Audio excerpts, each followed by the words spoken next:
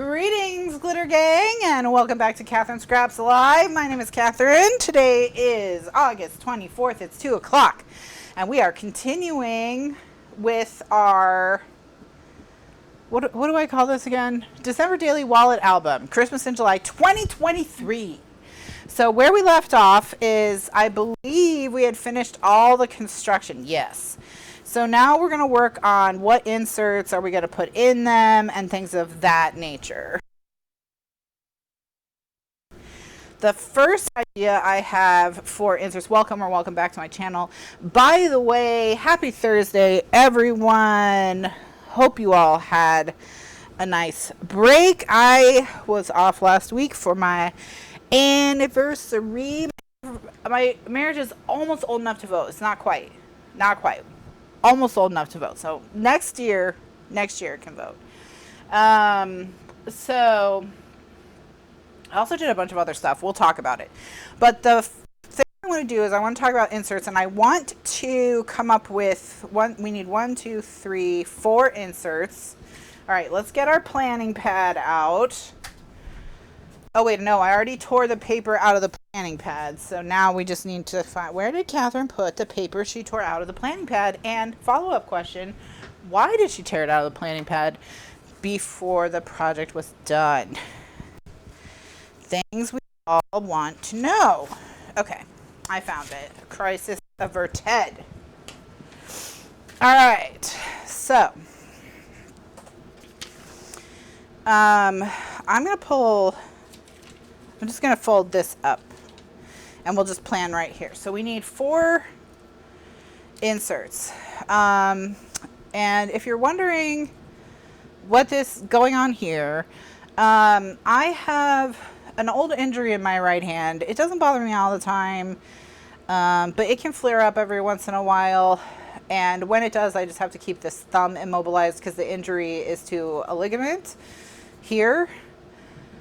So that's what I'm just doing that.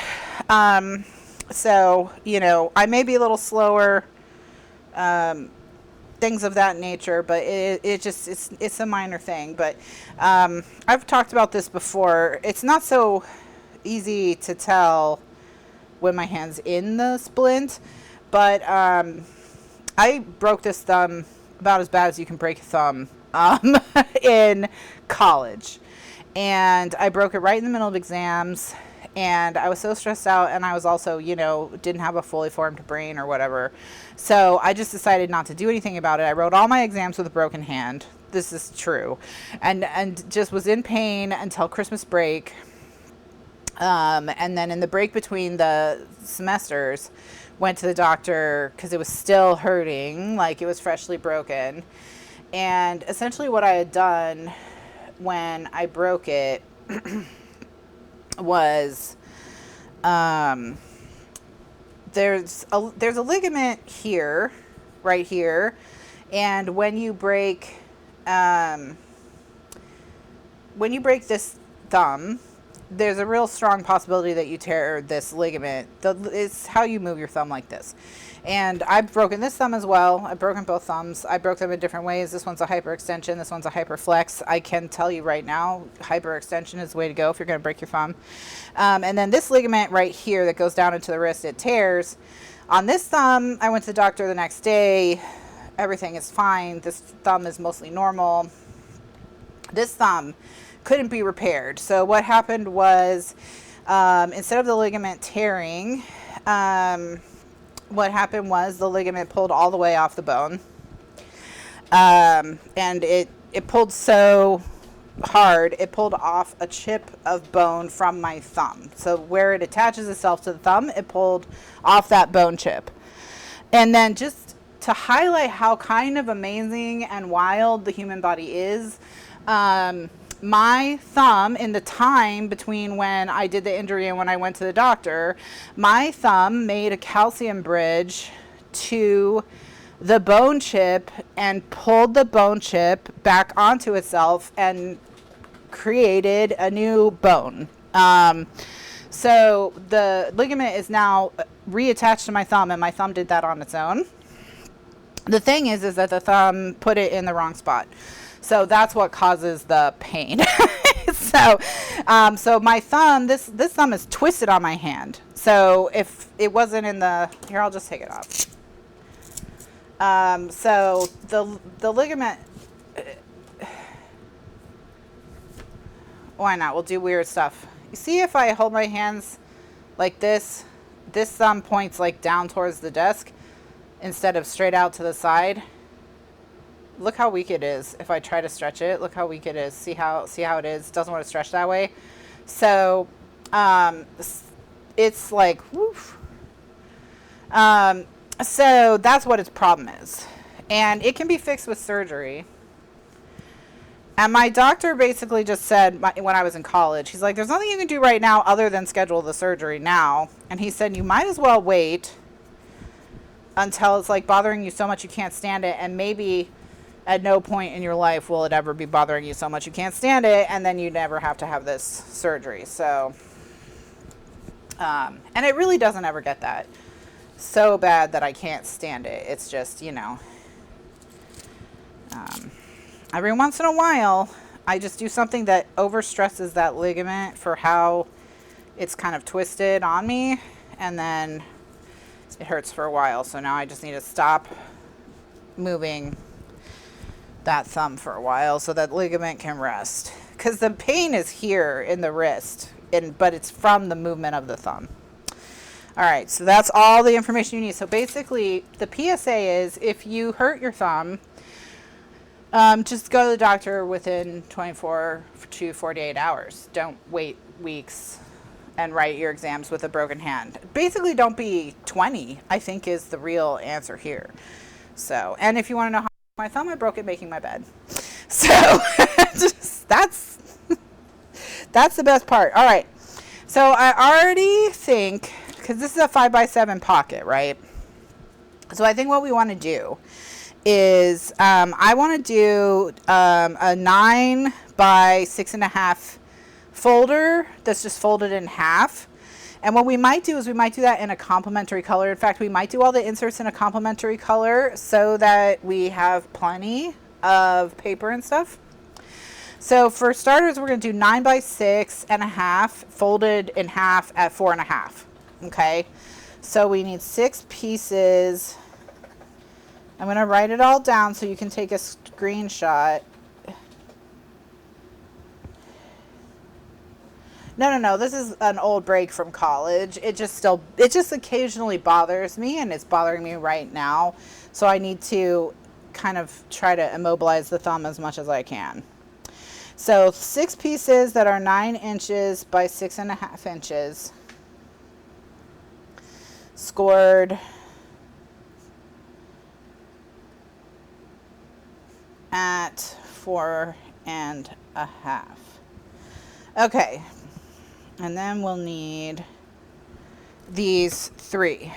So this one here, we can do the vertical version of this one. Okay, so this top big one, or we can do a tag. Okay, let's do we can either do a tag, or no, let's do another folder. So this one would be, we need one piece that's 4.5 by 7.5, and then we're going to score that 7.5 at 6.5, and one that's 4.5 by 6.5, and that'll make a vertical folder for there. That'll go in this big one back here. So we'll have the ability to get several 4x6 photos into each of these inserts. And then here, let's see. Well, it's going to be 4.5 by what size are we targeting? So this secondary pocket is 6 inches. So I would say 4.5 by 5.5 is kind of where we're going. So let's do 2 tags. Let's do one that's 4.5 by 5.5. And that'll give us a 4x4 photo mat with like a little inch, with an inch at the top for decorative paper on the tag. And then we'll do a skinny one, and we want to do half of 5.5, because when you're making a tag, if it's half as skinny as it is tall, then that usually is just very visually pleasing. So half of 5.5 is 2 3/4. So 2 3/4 by 5.5. No scores on these, they're just tags. And then for this third pocket, let's see, this third pocket is 4.5. So it's 4.5 by 3.5 is kind of the target, and that can be a photo. Okay, so Margaret Ann is posting in the chat that My Sweet Petunia, the maker of the Misty, so that's that stamp press that I use, has come out with a new tool that squeezes the glue bottle for you called the Precision Glue Press. If you use it to glue the paper on the table, the trigger will be in the way. I'll have to look at that. Precision Glue Press. Precision Glue Press. All right, and then for this one, it's 3.5 by 4.5. We can make a folder that's either vertical or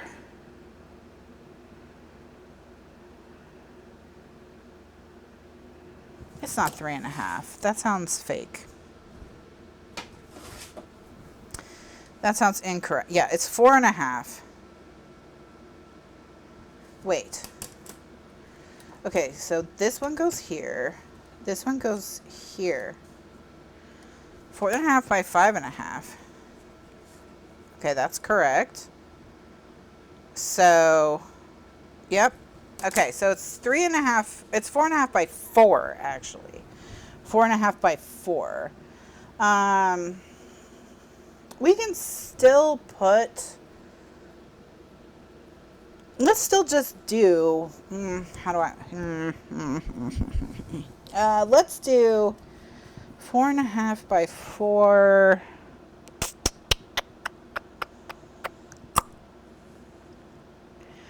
What do we want to do? Do we want to do a folder? Do we want to do a tag? Do we want to do...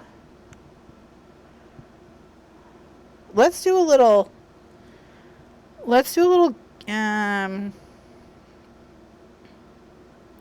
gatefold. So it's 4.5 wide is where we want to end up. So we want a piece that's 9 inches by 4 inches. And then we're going to score that 9 inch at 2 1/4 and 2 1/4 and 2 1/4 plus 4.5, 6 3/4, 6 3/4. And then what we're going to do is we're going to put a little flap over it to hold it closed. Just at the top to give it a little like tab effect. So let's go ahead and do, so it's going to be 4.5 inches wide by, let's just do 2 inches. We'll put, that'll be, yeah, 2 inches. And then that 2 inch we're going to score at 1 inch. Okay. All right. So let me hold this up so that you can screenshot it or pause and take notes, whichever you prefer. So these, and let me put this on my desk so I can point to each pocket. So, okay. So, here's the inserts. All right. So, this first one, and the reason it says 6 is because we have 6 of these folders, so we need to make 6 inserts, 1 for each folder. So, this first one is 9 inches by 6.5 inches. You're going to score on the 9 inch at 4.5. That's going to give you a 4.5 inch by 6.5 inch folder. That's going to go in here. This pocket is 5 by 7, so it should go in pretty easily. Up here, this pocket is also 5 by 7. We're just going to do it vertically instead of horizontally. So instead of opening in portrait to make a landscape, it'll instead of opening out to the side, it'll open up to the top. And so we need 2 pieces to make it do that, because we don't have a, we would need a 13-inch piece of cardstock otherwise, and we don't have that. So we need 1 piece that's 4.5 by 7.5. You're going to score that 7.5 at 6.5, and you need 1 piece that's 4.5 by 6.5. So you need 2 pieces for that one. Then for this, so that's what goes in this pocket right here. Then what goes in this pocket right here, so that's the second pocket in the waterfall. 4.5 by 5.5 inch tag, and we'll just chomp the corners to make it look all cute. That'll hold a 4x4 photo, so it'll still hold pretty large photos. And then a little cute 2 3/4 inch by 5.5 inch tag. We probably will do that just decorative, or maybe as a way of journaling. We'll see how we do. We'll maybe do some one way and some the other. And then for this bottom one right here, the smallest one, we're going to make something that's 4.5 by 4, so we're going to be gate folded. So we're going to make it 9 by 4, so it's 9 wide by 4 tall, and on that 9 inch we're going to score at 2 1/4 and at 6 3/4. So we end up with something that's 4.5 by 4, and then we're going to put a little closure on it just to hold that gate fold closed. So it's a little bit easier to get in and out of the pocket. That thing is going to be just a little magnetic type flappy flap. You'll see. And then we'll make it 4.5 by 2. That 2 inch is going to get scored at 1 inch. Okay. All right. So that's that. So there we go. So that's okay. Why did I close that? I need to see it. So now what we're going to do is we're going to pick pattern or cardstock color numero dos. All right. So we're going to pick a color that we want, a color that's going to look good with this olive, but that is also going to look good with this paper. And so I know we talked about this pink, trying to find something that would be like that pink, and we can still do that. We can also just try to find this red. I think the red that's called tomato might work. And maybe even this teal. So let me hold a couple, let me get the swatch book and we'll take a look. We did have a nice anniversary. We had a really nice dinner, and then we had seen an ad, or I had seen an ad for the Netflix movie Nimona, which is an animated fantasy superhero type movie. And it reminded me that that's like a highly regarded graphic novel. And so I went, okay, so I think Scarlet is literally a dead-on match. So if we want to do red, it's probably Scarlet, but let's check. The one right after Scarlet is also, it's just, do we want to go more orange or more? This looks orange on the olive, doesn't it? Doesn't it look just like straight orange? I mean, it matches perfectly, but even you can see here this looks a little orange because of the contact with the olive. Whereas, see if I use Cardinal, the olive is pulling out the orange and the red. And why is that happening? That's happening because olive is yellow. Okay, olive is yellow, olive is not green. So if this was a true green, they would be intensifying each other. So the red would be making the green look more green, and the green would be making the red look more red. But because this is a yellow, it's making it look more orange. I'm okay with that. The Cardinal still looks good. It just doesn't look quite as orange. So that's a possibility. Let me go one redder. Here we have apple, and you can see that apple is so cool, it doesn't match the pattern paper. They don't blend with each other. See how they look like they're not quite a match? But also notice that the olive looks more green and less olive now. It looks more green and less olive. So you can see how like even subtle variations in your paper can really make a big difference in your final product. Well, there we go. I think Cardinal Red is the answer. Once again, the cardstock I use for pretty much everything is ColorMate's Smooth and Silky. This color is Cardinal Red. Where do you get it? I always have it linked in the video description below, but you get it from thepapermillstore.com. The Papermill Store. What is it? Cardinal Red? Okay, let's remember that. The Papermillstore.com. All right, and then where when you get to the papermillstore.com, any color I use on the channel, all you have to do, I already forgot, it's Cardinal, right? Yeah, Apple was too far. Apple was too far. So, all right, we have plenty of Cardinal Red. I have a full stack. So here we go. All right, see, it's already looking orange. Okay. All right, so we're going to get started. I'm going to cut all the cardstock for all these inserts, and then we'll stick them together. That way they'll be ready to go. So the first one is I need to cut 9 inches by 6.5. So what I'm going to do is I'm going to cut the 9. Oh, I can only get one. No, because 6.5 will make a 4.5, so I can get this one as well. Okay, you know what I'll do? Let's do a little mini lesson on how to maximize your cardstock when you're cutting your cardstock. So let me pull the big trimmer over, because we have to cut a lot of less than 12-inch things. So, all right, how is the audio? It sounds, Ella said cutting out, but everyone else says it's fine. If the audio is fine for you, type a 1 in the chat, please.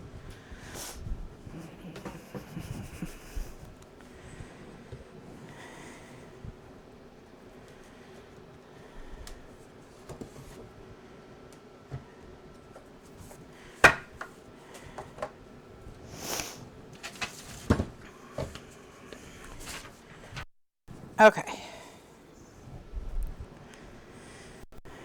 So the first thing I'm going to do is I'm going to pull 6 sheets of paper. 1, 2, 3, 1, 2, 3.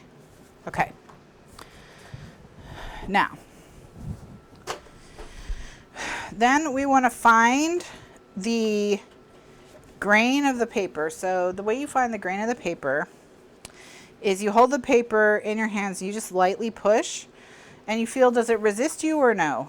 See, so here I can go like this without really forcing the paper, but here I can go to about here without really forcing the paper. That means the grain is on the easier side. The grain runs in the same direction as the easier side. So that means the grain is running like this.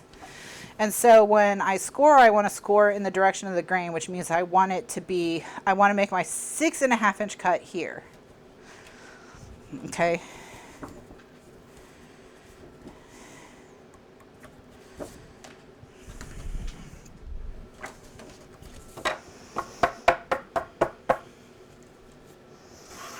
All right, so I'm going to cut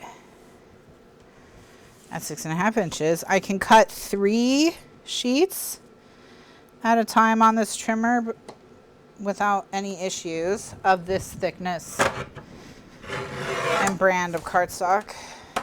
Okay. And then once we've made our 6.5 inch cut, we make our 9 inch cut. Well, so here's the thing about the movie. So then I thought it would be nice if what we did is, because he likes reading comics, if we each read the comic and then we watched the movie together once we each read the comic, and then, are you missing a foot? You are missing a foot.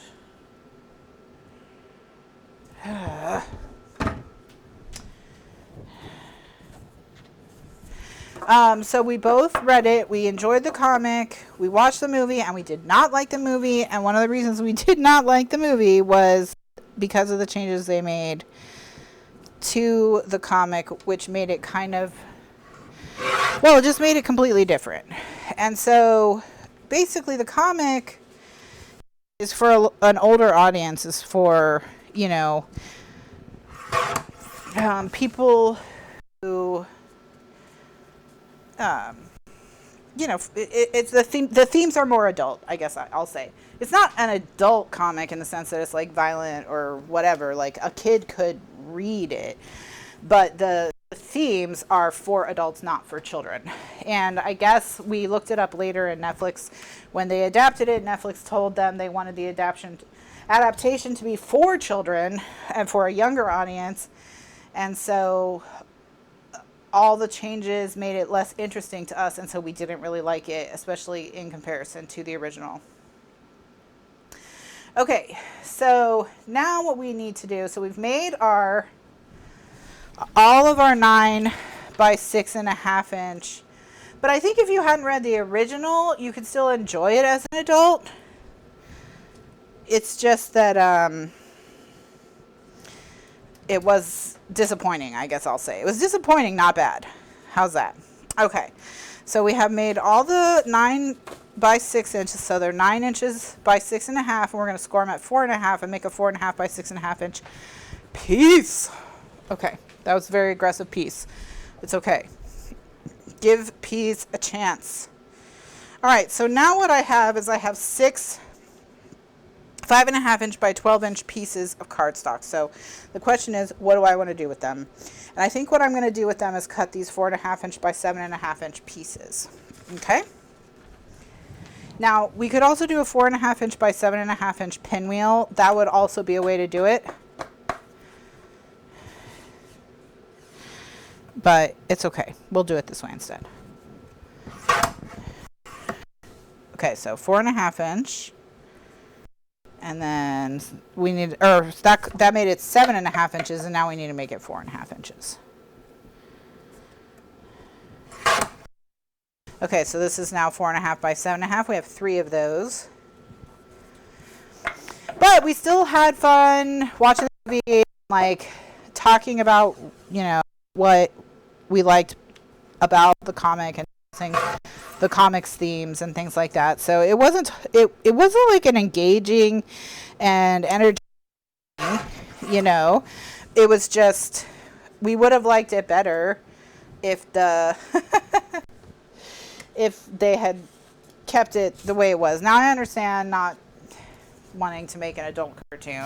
I understand Netflix's perspective, I guess. Okay, so these are now 4.5 by 5.5. So the question is, okay, so let's bring our piece back.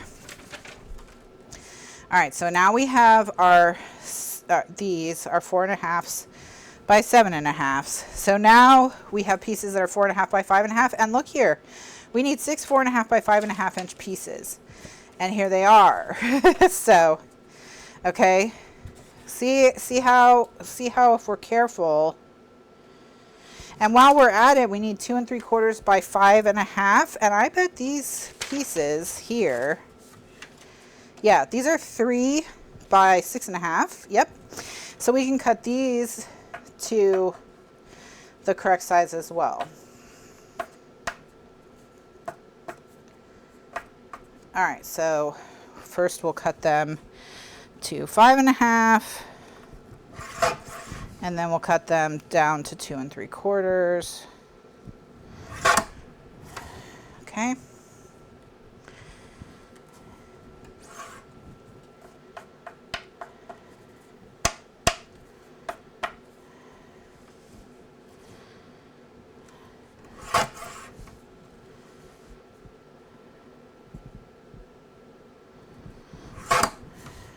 All right. So these are now 2 3/4 by 5.5. So we've got this whole one done. So we can go ahead and check off here. All right.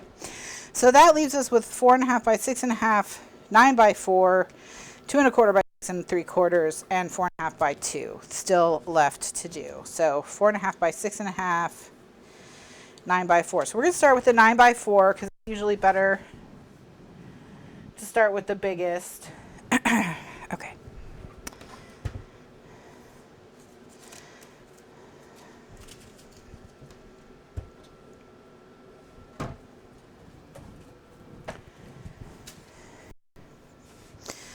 All right, guys, what I'm going to do is I'm going to turn the microphone off. I'm going to change the channel that the microphone is on, change the radio frequency that the microphone is on, and then I'm going to come back. Hopefully that will have improved the problem. If it hasn't, then the only way to fix it is to possibly restart everything. So hold tight, and I'll be right back.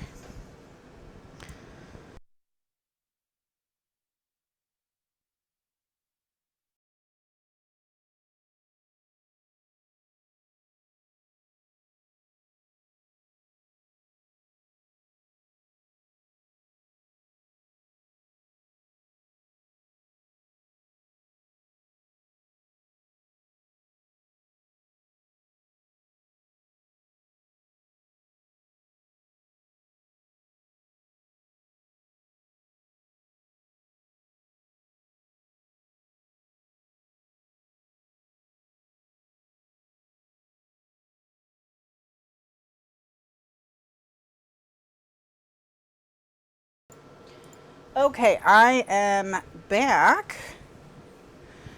I refreshed the group 3 times and it gave me the same group I was using all 3 times. And basically what it does is it scans for the most open frequency. So I can brute force it to go into a slightly less open frequency. That would be a radio frequency that more people are using. But I've also noticed this is a problem with my YouTube in general lately. I don't know if you've been noticing, but Mr. Lifeguard and I have been talking about it when we watch YouTube videos, having like these little very brief dips in the audio for some reason. So I wonder if it's like a YouTube problem and if there's a way to fix it, like by refreshing something in your browser. Maybe I'll do some more research on that. We'll see if we can figure it out. Okay, so now we need to make 9" by 4" pieces. That's the next size we're going to concentrate on. So I'm going to grab 6 new pieces because we're now out of cardstock. We've used all of our scraps. Basically, this is all that we have left right here. So that's perfect. That's what we want, actually. So 1, 2, 3, 4, 5, 6 new pieces. And then I'm going to find the grain, and you can find the grain when you're holding a stack as well. Okay, grain is running this direction now. So this piece is 9 by 4, and it's going to be cut on the grain. So we want to make our first cuts at 4 inches. So I'm going to do 1, 2, 3. We're going to cut at 4. So like I said, this is 9, so we're going to cut at 4 across.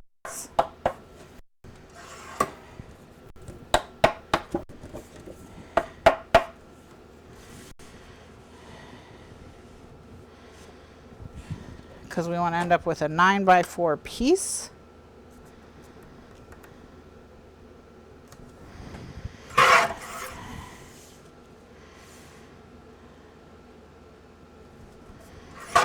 Okay, so there's our 9 by 4 piece number 1. Do it again because I'm only cutting 3 at a time.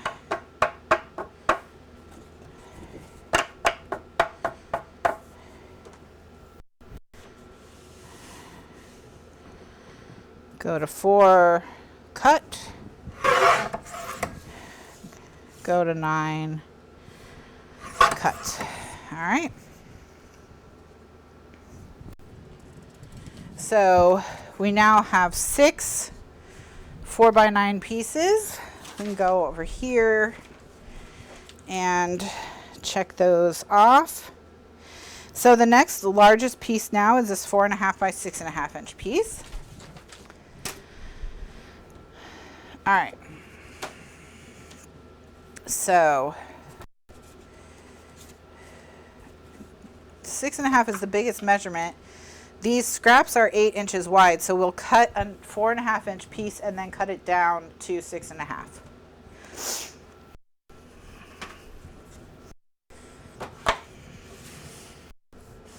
Okay, so Judy said she rebooted and that fixed the problem, so maybe that's all we have to do is when we start having these audio problems with YouTube is just reboot the computer.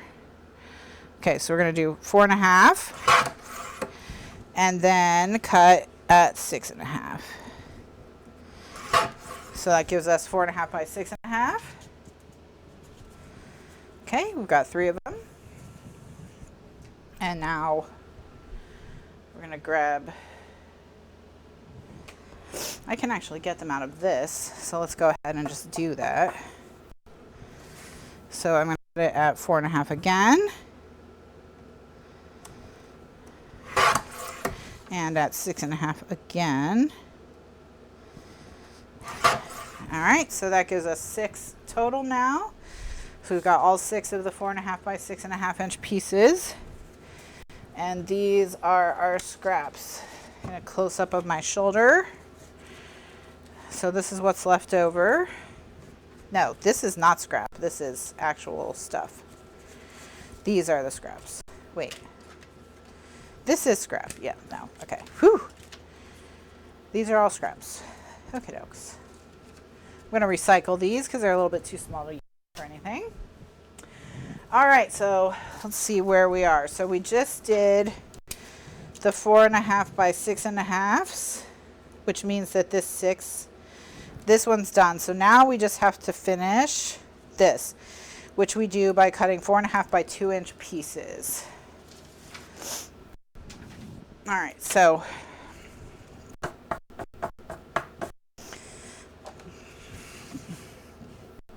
this is 8 inches, so I'm going to cut a 4.5-inch strip. And then I'm just going to cut at 6, 4, and 2.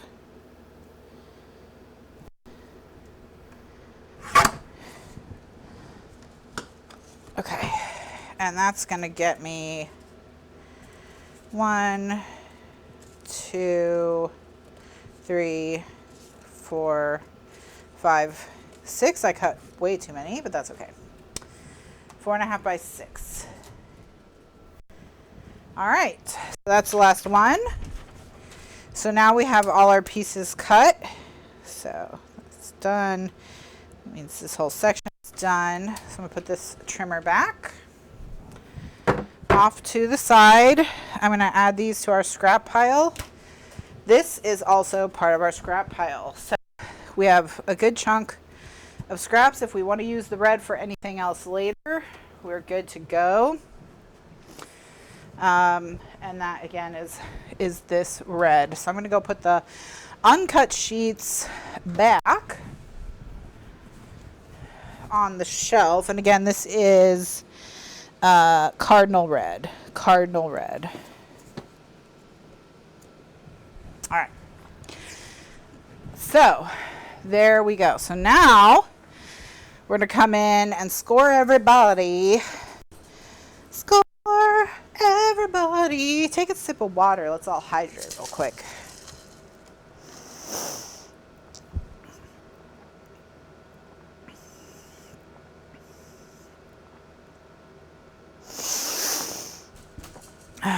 Okay.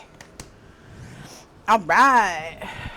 Now, let's get the scoreboard and then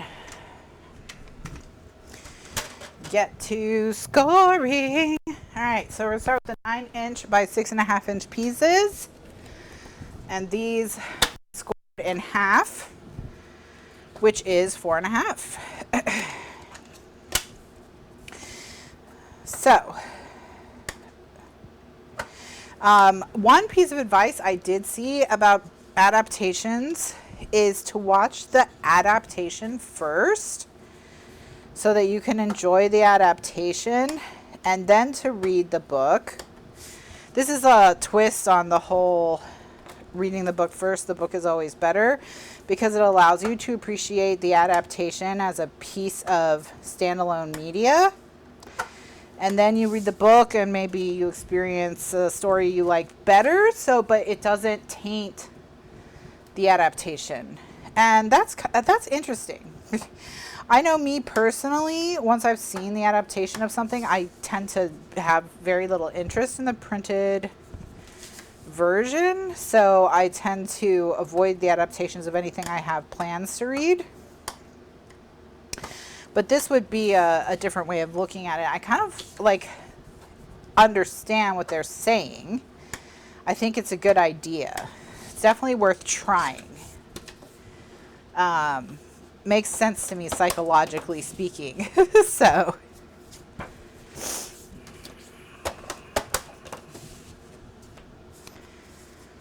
So like Gone Girl, I haven't read or seen Gone Girl, and the reason I haven't seen Gone Girl is because I haven't read Gone Girl. So now if you say Gone Girl a bunch of times in a row, it sounds weird. But anyway, so what I might do now, then the book might be ruined. Well, the book would be ruined in the sense that it would be spoiled, but the book would spoil the movie as well. You know what I mean? Now,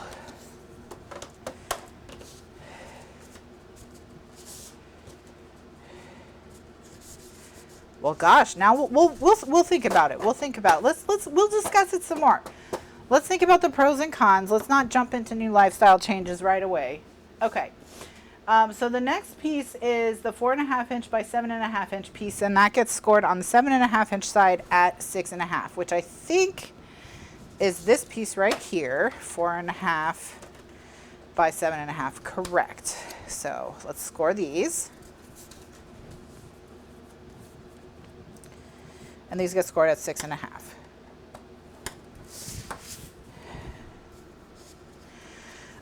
So my big project for the week, though, has been this meal prep project. So basically, I watched a video of an Acre Homesteader, and in fact, the YouTube channel's name is Acre Homestead. And I, as someone who is indoorsy, doesn't like bugs or dirt or being hot, am not probably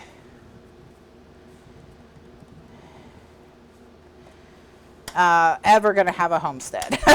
So, but I do find it interesting, like growing all your own food, or as much of your own food as you can, and then like getting the rest of your food from other people in your community who are growing their food. Like, it's a cool idea. I celebrate the people who do it. But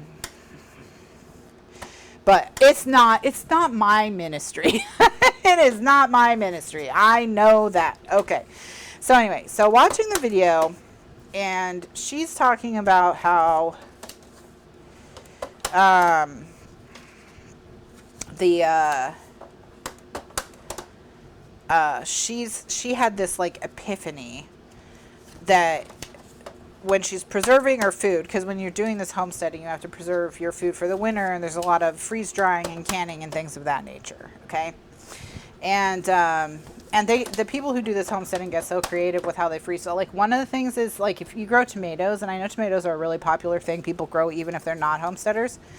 People are always like, oh, I have so many tomatoes, I don't know what I'm going to do with all these tomatoes. And one of the things that is recommended is freeze drying them, and that creates a powder that when you mix it with water is tomato paste. That's how you make, that's an easy way to make tomato paste, because instead of having to reduce the sauce all the way down to tomato paste, the freeze drying removes all the water from it.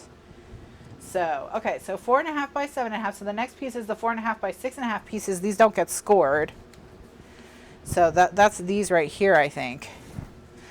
Anyway, we're getting off topic, but she's talking in a recent video, or a video I recently saw. I don't know how recent the video actually is, about how she had this epiphany that she, will save time and money and effort if, when she preserves her items, she preserves them in as close to their final form as possible. So meaning, instead of just freeze drying slices of fruits and vegetables, turning them into things that she then freezes. So instead of freeze drying a ton of strawberries, making a bunch of like strawberry pies or whatever, and then freezing the strawberry pies. And I was like, what if you did this with Costco? Okay. So if you shop at Costco, by the way, these are ready to stick together now. So that's insert number 1 and insert number 2. They're done. So now we're working on insert number 3. And the 2 pieces of insert number 3, they don't get scored because they are, let's see, they're 2 3/4 by 5.5, and they're 4.5 by 5.5. That's these 2, I think. These we're going to turn into tags. So we're going to stack them on top of each other. We're going to put them insert 1, insert 2, insert 3. Okay, and then now we're on to insert 4, which is a 9 inch by 4 inch one, which we're going to gatefold. So we're going to score it at 2 1/4 and 6 3/4. So normally when you go to Costco, if you don't have a large family where you're going to eat all the food fresh, you have to kind of break it down and store it. So like, if you get a pork loin, you get a whole pork loin from Costco. It's going to be the length of the muscle, many servings of pork. And what we do is we cut it into pork chops. We put those pork chops in bags and we freeze them. Okay. And then when we want to eat pork, we thaw one out, we throw a marinade on it, we cook it, we eat it. Okay, so 2 1/4 and 6 3/4. 2 1/4 and 6 3/4. All right. So my thought was, there are things that I can do to the stuff that we get from Costco to put them closer to their final form so that they are more convenient, or make convenience items out of things that are just ingredients. So let me really just like plan it all out, get everything that I need, and let me do it. And I said, I'll just have one big cooking day and I'll just cook all this stuff and then we'll just have tons of meals. First of all, it took me a week. Okay, so I did it. All right, let's just start. I was successful. So I did do it. It took me a week. Now, it was not a solid week of 8-hour days where this is the only thing I did, you know, but definitely like good cooking sessions over the course of 5 days, I would say. It was not like a week, it was more like 5 days. Because I finished the last thing yesterday and we placed the order on Friday. We got the Costco stuff on Friday, okay? So Friday, Saturday, Sunday, Monday, Tuesday, Wednesday. 6 days. Close to a week, so we'll call it a week. So that is, so I'll talk about everything we did. And I am saying we we because part of it I worked on with Mr. Lifeguard and part of it I worked on with Liz. Yesterday she and I saved some bananas. we turned Costco bananas that had gone brown into a bunch of banana nut muffins with mini chocolate chips. And of course you can just freeze muffins. You can just freeze muffins and thaw them out a few at a time so the muffins don't go bad. So I'll talk about everything we did. So we have one more thing to score. So these are the gatefolds for the final insert. So I'm gonna go ahead and do it.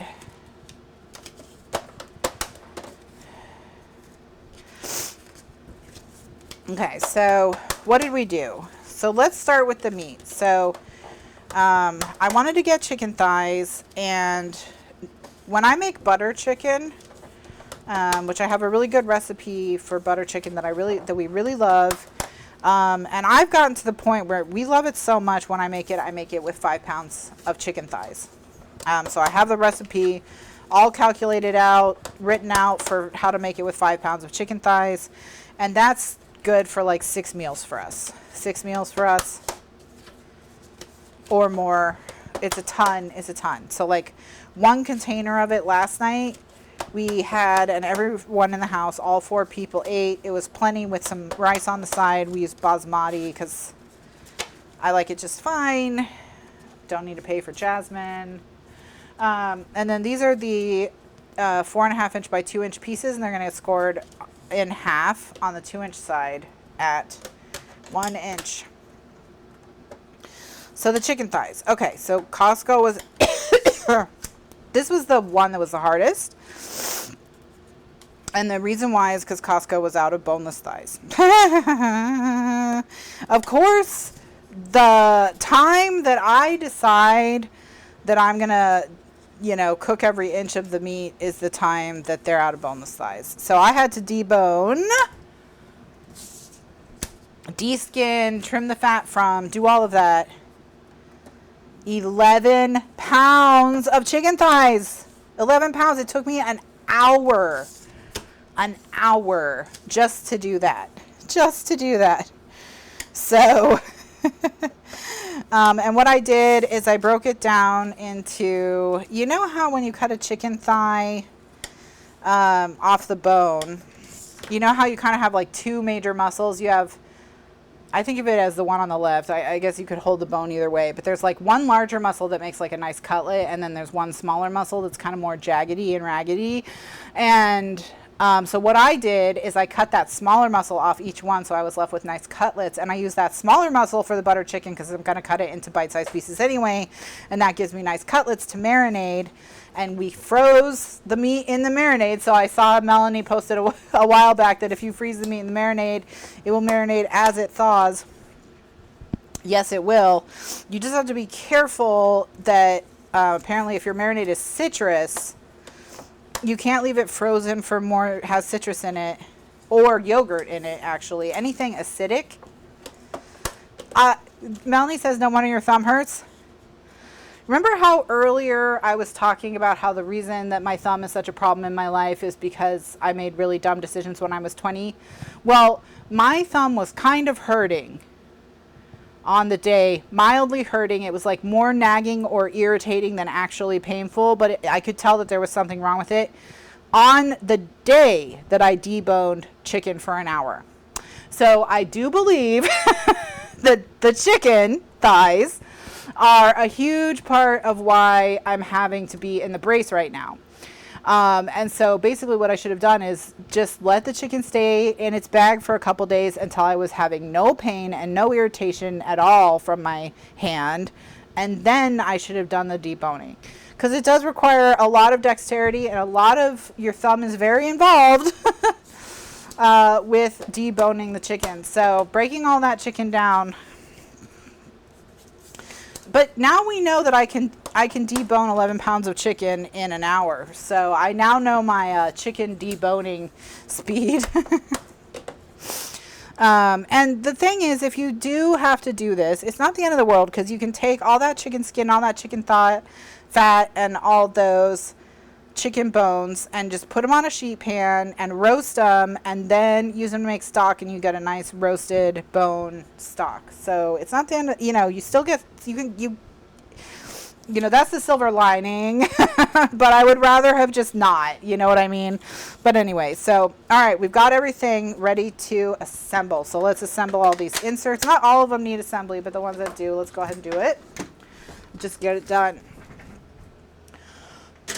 Either I'm more dehydrated than usual, or it's hotter in here and I'm sweating more than usual, or am I talking more than usual? I don't know. I'm drinking more water. You should too.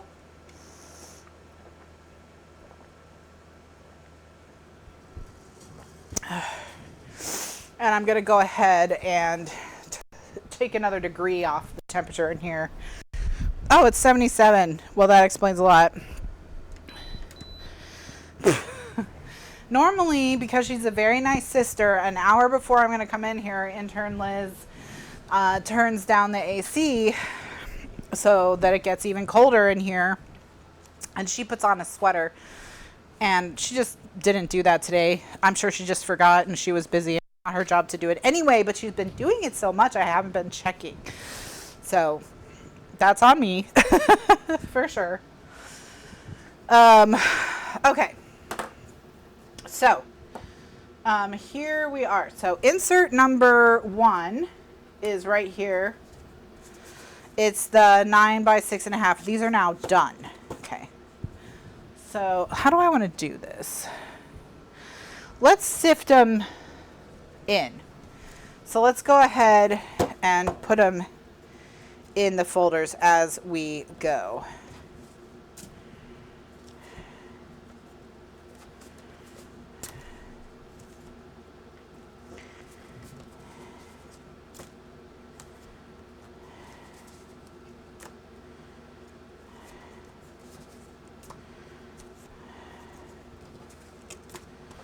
All right.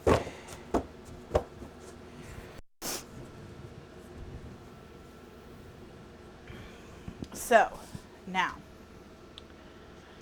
insert number 2 is the 4.5 inch by 7.5 inch pieces, and we're going to attach the 6.5 by 7.5. Yeah, so citrus marinades, yogurt marinades, any marinades that have high acid content, apparently, if they're going to be frozen they should not be frozen for more than 3 months, is what I read, because it can start to break down. The acid will start to cook. Even in the freezer, that's enough time for the acid to start to cook, break down the proteins in, etc.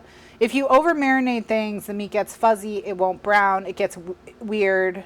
Like, it can break down the meat in a way you don't want it to break it down, And so they say not to freeze meat in marinade if it's going to be frozen for, citrus kind of cooks meat. Yeah, so it's breaking it down. It's causing a chemical reaction that is not desirable in the meat. So citrus-based marinades and yogurt-based marinades are the two that I've heard, but just to be careful that You know, you don't want them to be frozen for more than 3 months, and you don't want them to be thawed in the refrigerator for more than like a day. So basically, just to be careful if you're using a citrus marinade, it's not like a huge big deal. It's not, I don't think it's unsafe to eat. I think it's just unappealing to eat is more the situation. Okay, so with these, oh, I can't tape bracelets, so let's see if I'll just jam it. Nope, that's not going to work. What if we're just going to have to let it sit on the desk and hope for the best. So what I'm going to do is on the piece that's unscored, I'm going to put tape along one edge, and then on the piece that is scored, I'm going to put tape on the edge of the flap, and then we'll sandwich them together. So anyway, so the chicken was the biggest deal, because then after I'd done all that, I still had to turn it into butter chicken. So, you know, but it's done. We had butter chicken for dinner last night, so it's done. It was no problem. So that was the first meat, and then the chicken cutlets, we put them in into marinades, and I did a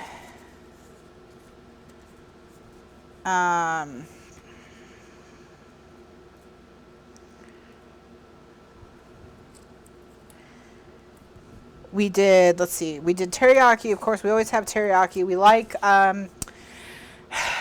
two brands that you will see at Costco that we like are Mr. Yoshida. So Mr. Yoshida's sauce, which we like because it's thicker than just like Kikkoman teriyaki in the bottle. So if you see Mr. Yoshida and you like teriyaki, that's a really good one.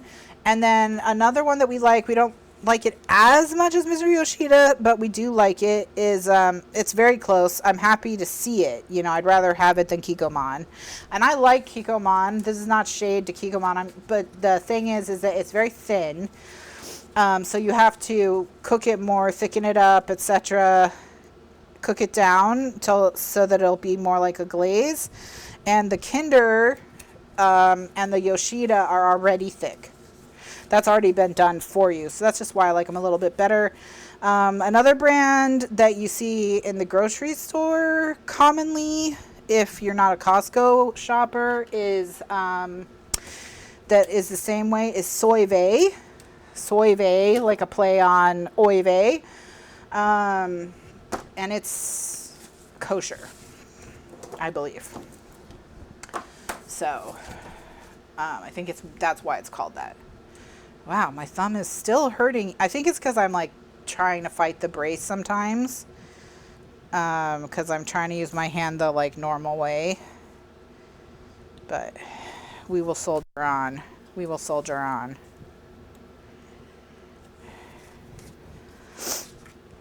And when I finish this and we do our recording break, I'll check the weather. I didn't check the weather this morning. I think we can just do normal classes today. I think we can totally do normal classes today. We haven't lost power in over a week. So, you know, and we haven't had a lot of the storms that have been causing the power losses. Or they haven't been causing the power losses. So I think we're okay. Knock on wood. Will I food prep again? I think we will. I think the real test will be how much do we think it's worth it when we're just like not having to cook? Because the goal is to not have to cook for a while. And how sick do we get of the various foods? But I made so many different foods. So, for example, we also got eye round. And I cut up a ton of onions into onion rings on the mandolin. And I cooked the eye round in the crock pot with the onions and some beef stock and some, I threw a jar of Heinz au jus gravy. They have like an au jus gravy. So I put in beef stock. Oh, and I always use low sodium beef stock. You already checked? Thank you, Candy. Now I don't have to check. I thought we were going to be in the clear, but I forgot to check. So we're all good for normal schedule. I'm hoping we're pretty much done with it for the year, but we'll see. I just I think that it's probably a July August problem. Here is what I'm thinking, but we'll see. But I don't want to jinx it, but I think I have a good feeling. I have a good feeling. I feel like we're good. Okay, so now what we're going to do is we're going to peel this tape, and we're going to peel this tape, and we're going to put them together like this, and you can see how the two tapes don't overlap. But because of how we've done the tape is, there's going to be no exposed tape. So we'll be in good shape. Okay. All right, so let's go ahead and do that. So thanks for checking, Candy. All right, so nighttime class like normal. Yay! All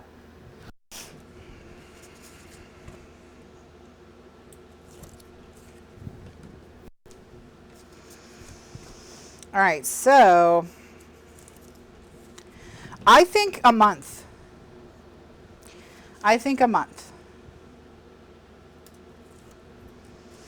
So I don't think we'll have to shop or cook for other than like fresh produce for like a month. So, but we'll see. We'll see how long it lasts. But here's, I wrote down everything I made. So I'll just read it to you really fast. And I can talk more about everything we did, but I'll just let you know where we are at the end of it. Is okay, we have six pounds of butter chicken. I made I filled 5 32-ounce glass containers with butter chicken. I made 2 trays of shepherd's pie. I made 2 trays of chicken pot pie, like 9 by 13 trays. I made 4 pounds of eye-round slices with onions in the beef gravy for French dip sandwiches. I made 5 liters of Cabernet tomato basil pasta sauce with mushrooms, onions, and ground beef.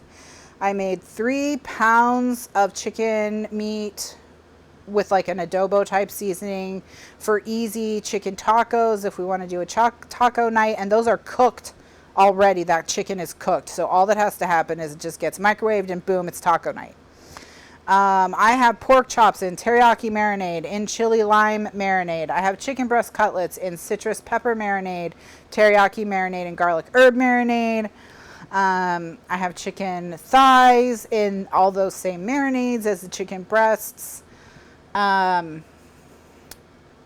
that all? I have the banana nut muffins.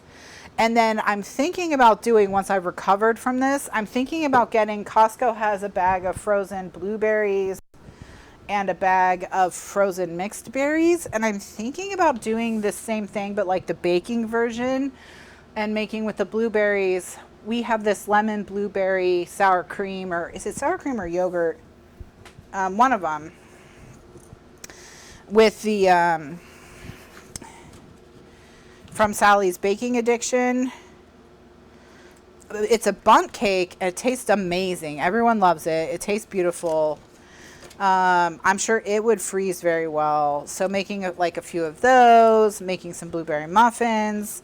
One of the things that Liz and I learned how to do when we made the banana nut muffins is we learned how to make that craggy point on the top of the muffin that you get in bakery muffins, but like when you make muffins at home, they're round on top and you don't have that. We learned how to create that, so now we know we can do it with blueberry muffins, any kind of muffins. Butter chicken is an Indian dish, and I believe it's I don't think it's a traditional Indian dish. I think it's an Indian diaspora dish, like a British Indian dish. But it is onions, butter. You cook onions and butter. You make a spice rub on your chicken. And we use turmeric, cinnamon, ginger, ancho chili powder, brown chipotle chili powder, garlic, salt, of course. And we did a dry rub with that, and we put on the chicken overnight so that it would really get into the meat. And then you cook the chicken in the same pot as the onions were cooked in. And then you add a ton of heavy cream, like 5 cups. Well, I say 5 cups because, you know, we make 5 pounds of it. But, you know, you add a ton of heavy cream.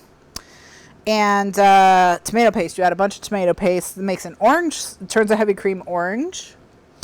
And it's just really good. It's very warm, but not hot. You know what I mean?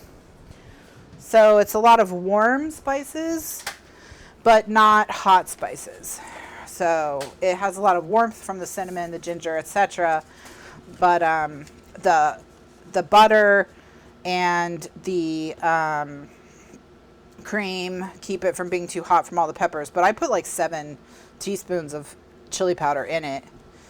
You use quite a bit of chili powder, but it just makes it taste nice. It doesn't make it taste hot like it's burning your tongue.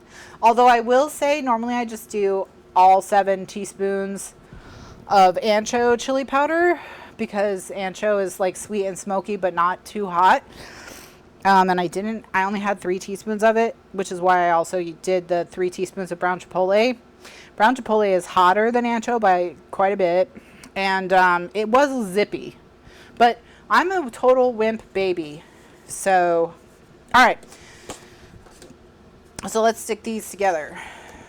So all I'm going to do to stick them together is just kind of line them up on my, on my desk, and then pinch them together and then press and then burnish. And I use a keto butter chicken recipe, so I don't even use like an authentic British Indian version of it. It might be like it's more like it's one that's been ketoized. So I don't know what the difference is, but my sister tells me that when she likes butter chicken's like her kind of go-to, when that or chicken tikka masala when we do Indian. My favorite is korma. That's what I like. Or biryani, because biryani is so labor intensive. I made it one time and was like, never again, ever. So I often will get biryani as well. But anyway, she says mine is more savory and less sweet than what you typically get in a restaurant. So that's the main difference. So my guess is that maybe there's sugar in the typical butter chicken, or if it's not sugar, maybe I use less tomato paste, and so there's less sugar because there's less tomato paste. I don't know. The reason I like the one that I do is because it is less tomatoey, and I'm not a huge tomato fan, just in general. So, all right, so these are now all made. So this is insert number 2. So let's grab back our stack.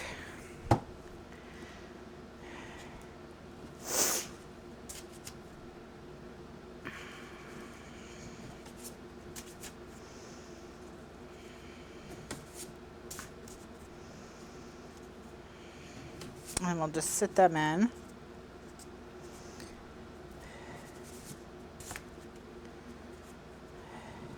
All right. So inserts 1 and 2 are done.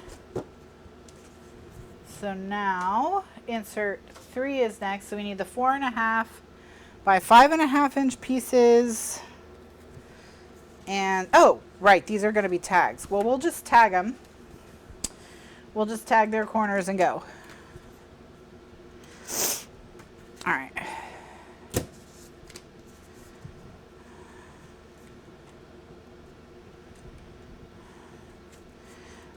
So the butter chicken was the biggest problem. Now, Melanie said meal prep is a lot easier if you just, when you cook your normal nightly meal, you just make like 3-4 times as much as you need, and then you can cook the rest, and that way it's not as labor as intensive, and then over time you build up where you have a nice catalog of meals in your freezer.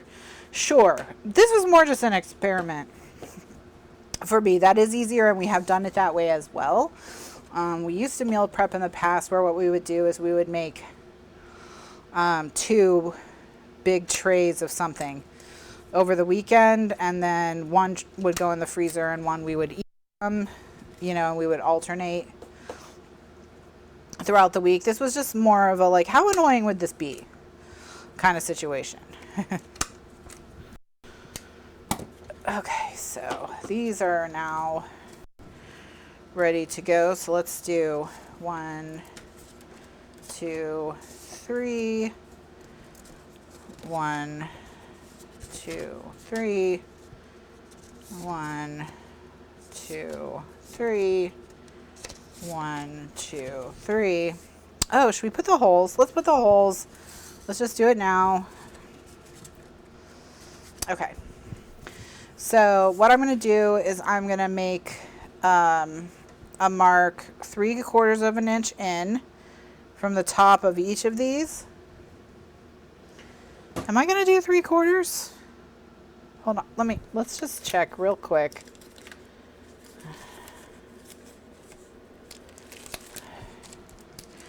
Let me put a 4x6 on here.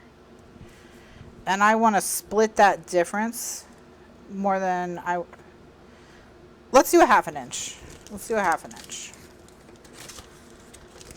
Okay.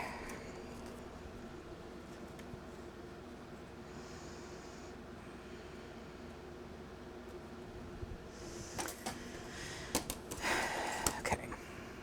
So I only need to mark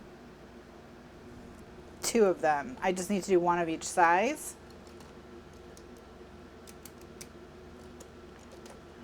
And then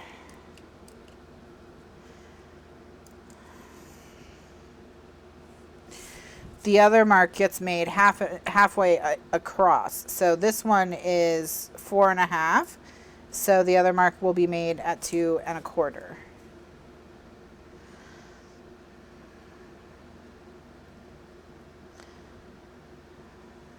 Yeah, we definitely did learn a lot. If I were to say like a sane way to do it would be to do, if you're like a regular Costco shopper, this is not 2.25, is it? Yeah. Smart. Okay. Now it's 2.25. At least I was double checked. I would say the way to do it, this is 2 3/4, of course, super annoying. So what I'm going to do is I'm just going to eyeball center it between 2 lines. Okay. And then put the ruler in the center and make my mark. So I don't have to calculate, but it is 1 inch and 3/8. So, and I'm right perfectly on that 3/8 inch line. So I am pretty good at eyeballing. I remain pretty good at eyeballing.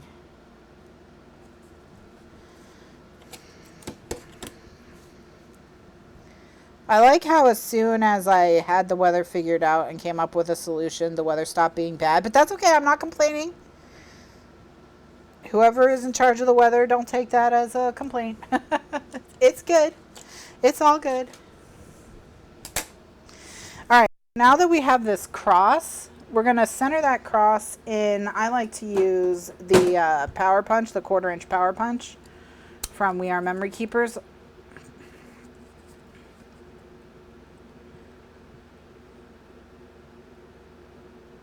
And then I just center, it's hard to see, but I just center that cross in the circle like it's a bullseye or a reticule, and chomp. And then what I can do is I can take all the rest of them that are that size, because the Power Punch will chomp through pretty much anything, including chipboard, and just line them all up behind that one,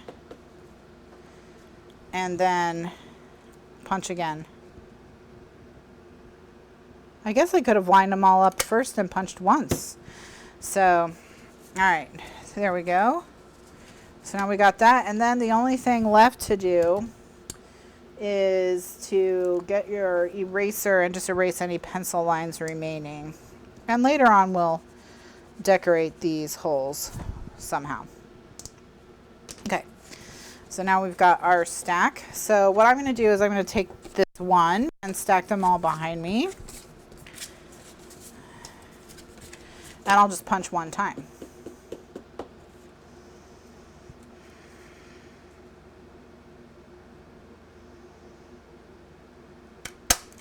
All right, perfect. Now we erase.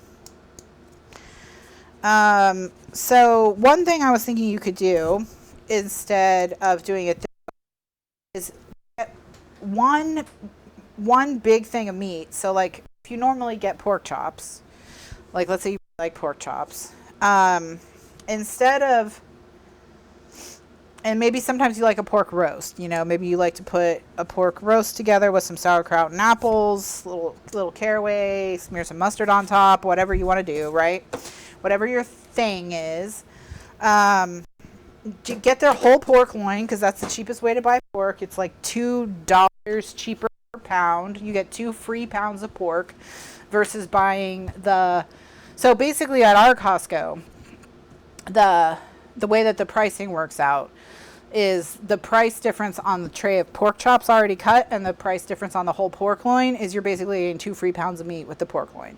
2 free pounds of meat by cutting it yourself. Just by cutting it yourself, you get 2 free pounds of meat. So, you know, you cut a roast off it, cut some pork chops. You make the pork chops as thick and thin as you like, because getting a little wild with the thickness of their pork chops. Let's all talk about that. What is going on there? Sometimes I'm like, what is happening? All right, so we're going to take one of each of these and stick them in.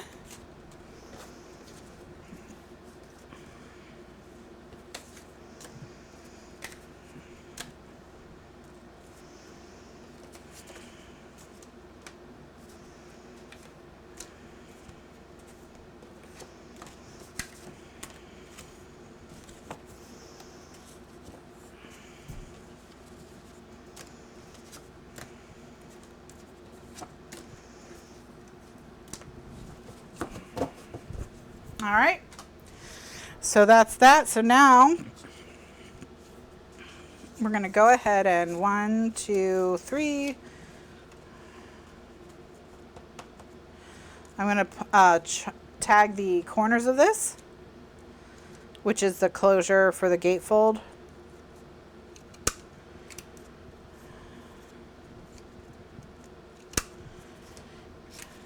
It'll be easier to do before it's attached.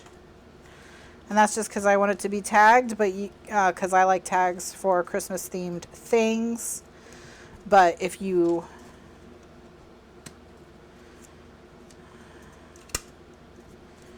are all good,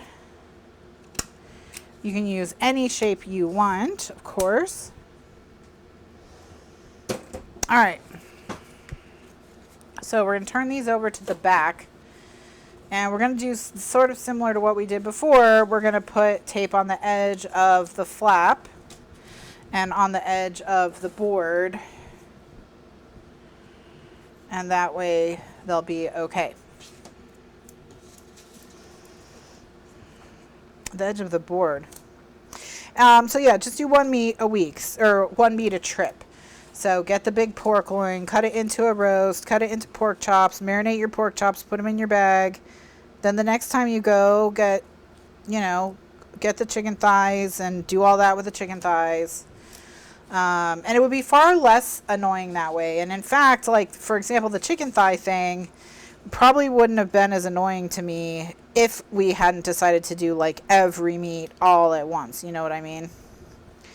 So like having to debone all the chicken because they didn't have any already deboned chicken thighs, like that I found intensely irritating. But I probably wouldn't have if the only thing I was doing that week was chicken thighs. And that way you're also not doing what we did, which was really dumb, which was buy all that meat at once. That was expensive. So that was brutal when we got to the checkout. But, you know, it'll ultimately be super cheap and save a bunch of money. But, like, yikes. Yikes.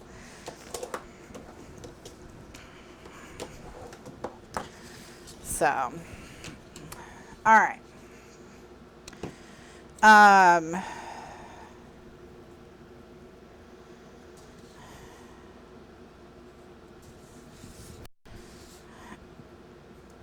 But yeah, but ultimately, I'm sitting here today and I can have for dinner tonight without cooking, okay?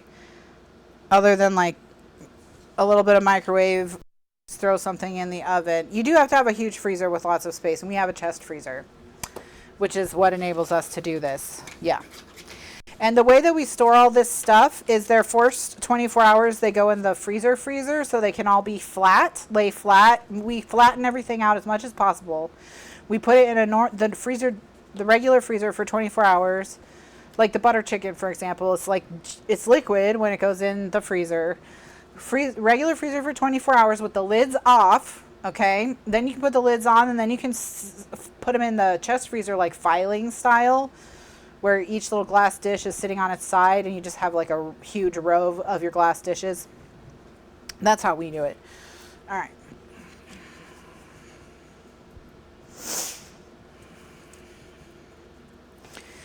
Because after 24 hours, they're pretty much not going to expand to the point where if you freeze them without a lid, okay, then you don't have to worry about them breaking in the freezer. Particularly stuff like your tomato sauce can break the glass from pressure if you don't give it lid off for the first 24 hours. And as far as storage jars go, the Classico jars from Costco. So if you get the Classico that's at Costco, which is tomato basil, and we zhuzh it up, okay. But those jars that they come in, they are ball jars. So the Classico pasta sauce that is sold at Costco is in 32 ounce, 24 ounce, I think 24 ounce ball jars. Yeah, 24 ounce ball jars. And so what we do is we save those jars. And so now we have a ton of 24 ounce jars to store things in, because we just take the labels off and reuse them. They go in the dishwasher, no problem. And I bought from Ball screw off jar lids, so that they have nice solid lids that'll last for a long time. So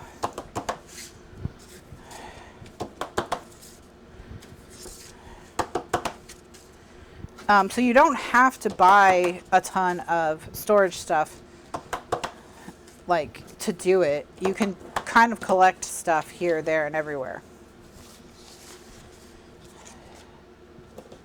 And you also have to want to do it. If you like cooking every night, then just cook every night, you know. But personally, every time Mr. Lifeguard messages me at 4:30 to ask me what is for dinner, I want to murder him. So this is partially about saving my marriage. Or saving his life. Honestly, we saved his life this week. We saved his life this week.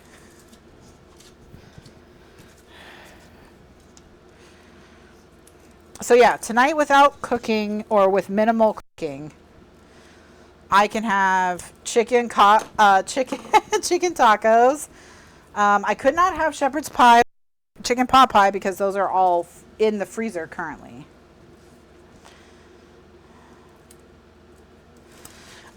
One day, to give Mr. Lifeguard credit, one day at like 3 o'clock in the afternoon, I messaged him to ask what was for dinner, and he gave me 3 suggestions. So, you know, at least he is capable of answering this question. I don't know, is that more annoying? I'm choosing to see that as a positive thing. I'm choosing peace. I'm choosing peace.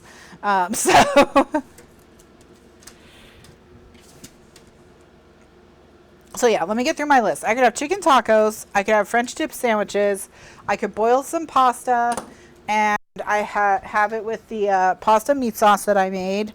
I could also throw some meatballs. I have a ton of frozen meatballs. I like the Costco Italian meatballs enough that I don't make my own anymore. All right, so now what I'm going to do is I'm going to put this on here, and here's how I'm going to line it up. Okay, I'm going to line it up. I'm going to say a 1/16 of an inch down from the lid. Normally I say you want to see a hair. I want to see a thicker line. Yeah, there we go. Because I want this to fold down easily. So I want it to have plenty of breathing room. So I'm lined up, and I don't know if you're going to be able to see it, but you can see that's a good 1/16 of an inch. We are decently far away from the score line. Okay, that's how that's going to go.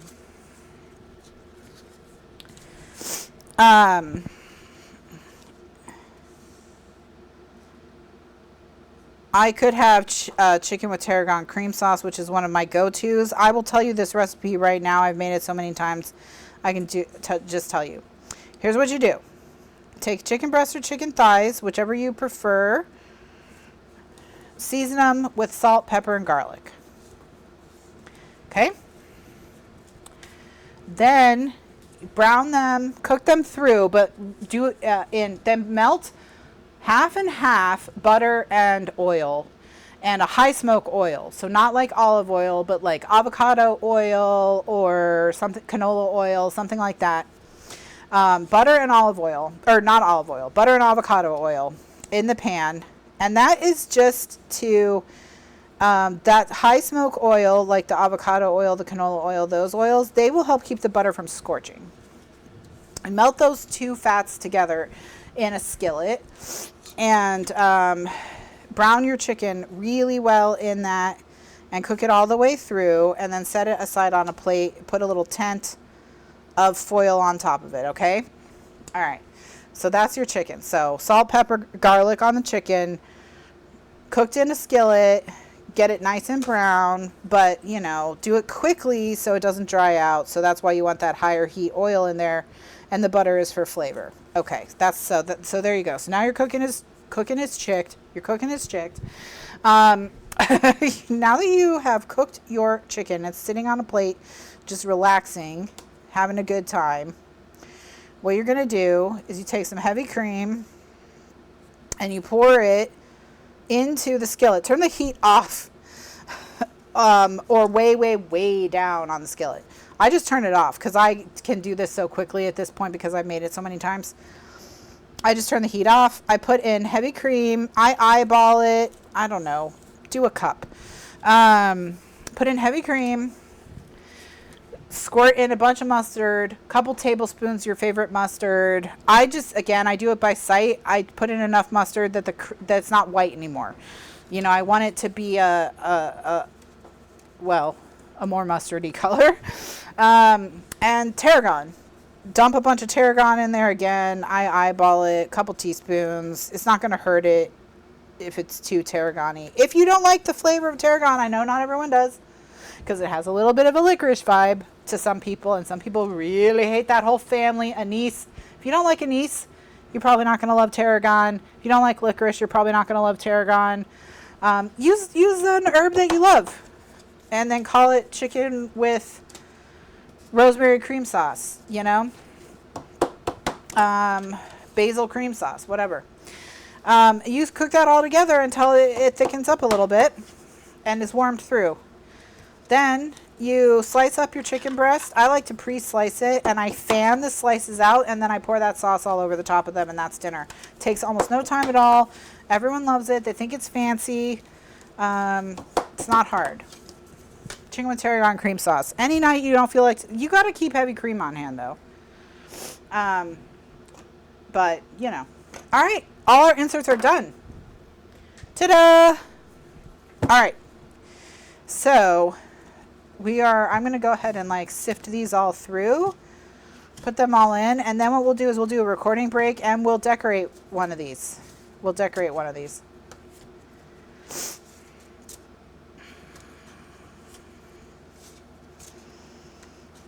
All right, so we've got all our inserts made. So all of our inserts are made. And in the next video, we will this guy. So this one is the one where we is partially done with the strap and this front piece. And that's because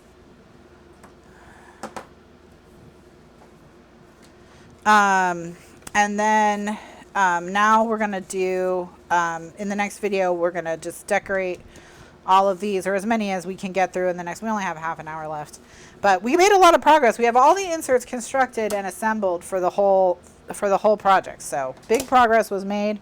Congrats to us. Thank you all for your hard work. And that's what we're going to do. So if you are watching live, just hang tight. Nothing is going to change for you. If you're watching in the archives, just go ahead and go to the next video and see how this turned out. If you're watching on YouTube, check the playlist for this project. Or if you are all caught up on the playlist, just wait 24 or 48 hours and the next video shall appear. Subscribe and click the bell icon for notifications to know when it shows up. And when we go live, I'm live on Thursdays at 2 p.m. Eastern USA time and 9 p.m. Eastern USA time when there isn't a thunderstorm ruining my life. Thank you so much for watching, and I'll see you in the next video. Bye now.